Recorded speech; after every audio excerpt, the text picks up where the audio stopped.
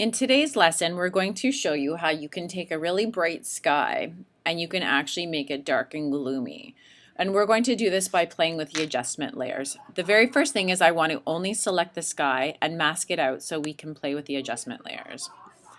What you want to do is you want to go over to your sidebar and you want to click on the quick selection tool. So if you have the magic wand selected, you're just going to hold it down and click on the quick selection tool.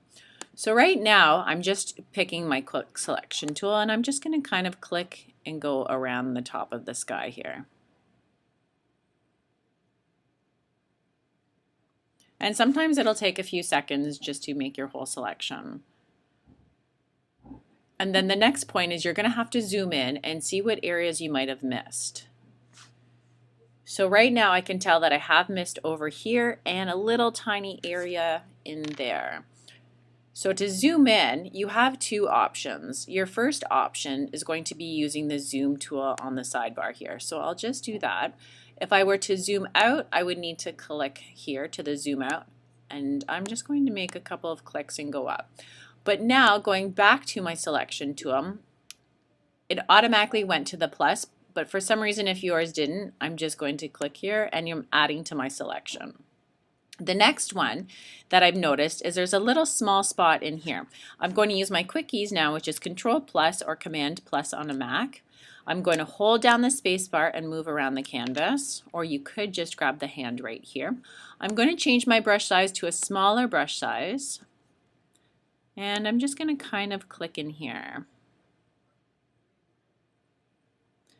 And I can see even when I zoom in a little bit more that it is not connected. And now there is an area that I don't want, so I'm going to make a smaller brush size and just make a single click, and hopefully that works. Nope, I need a couple more clicks.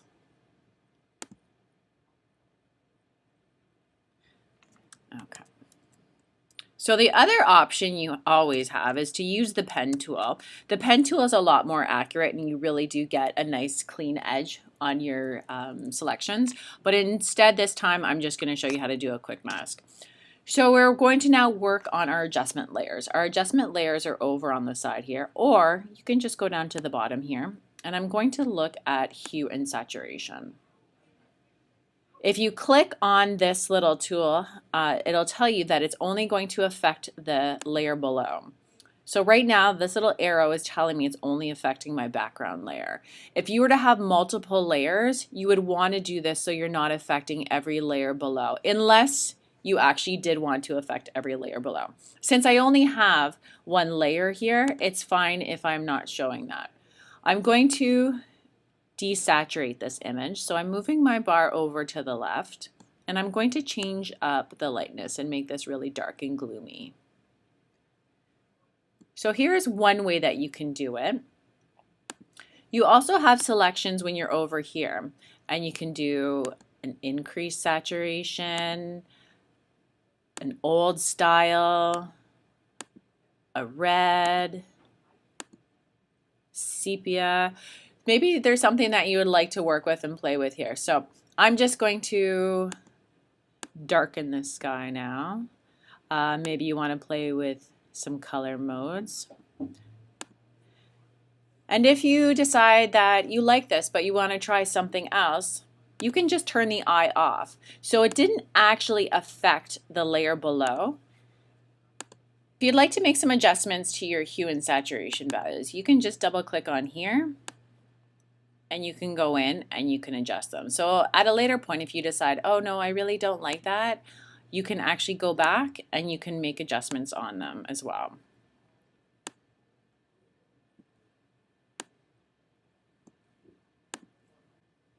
Now, if you wanted to make an adjustment to the whole image and not have a selection up at the top here, you could easily just go back to your adjustment layers.